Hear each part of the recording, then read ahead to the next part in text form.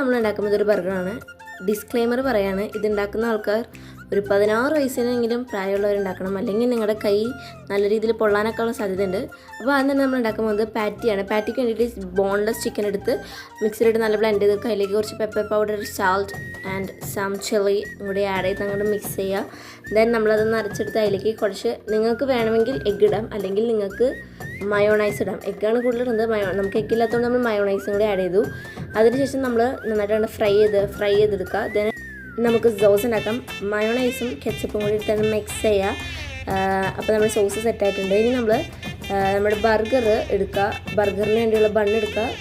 Burger bun അല്ലാതെ normal ബണ്ണാണ്. അത് നമ്മൾ കുറച്ച് നെയ്യിലൊക്കെ ഇട്ട് അങ്ങോട്ട് നന്നായിട്ടൊന്ന് ടോസ്റ്റ് ചെയ്ത് വെക്കുക. ജസ്റ്റ് ഒന്ന് ചൂടാക്കി എടുക്കുക. എന്നിട്ട് നമ്മൾ ഉണ്ടാക്കി വെച്ചേക്കണ മിക്സ് അങ്ങോട്ട് അപ്ലൈ ചെയ്ത് കൊടുക്കുക.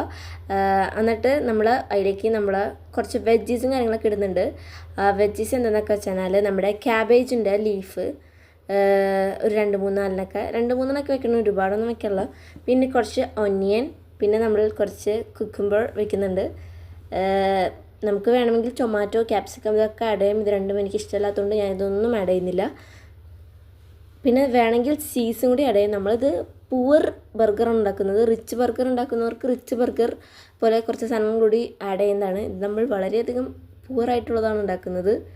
ഇനി നമ്മൾ ഉണ്ടാക്കിയ പാറ്റി വയ്ക്കുക. അതിലേക്ക് നമ്മൾ കുറച്ച് കെച്ചപ്പും മയോണൈസും കൂടി ജസ്റ്റ് ഒന്ന് മിക്സ് ചെയ്ത് വയ്ക്കുക. ദെൻ നമ്മുടെ ബർഗർ അങ്ങനെ സെറ്റായിട്ടുണ്ട്. നല്ല ടേസ്റ്റ് ഉണ്ട്.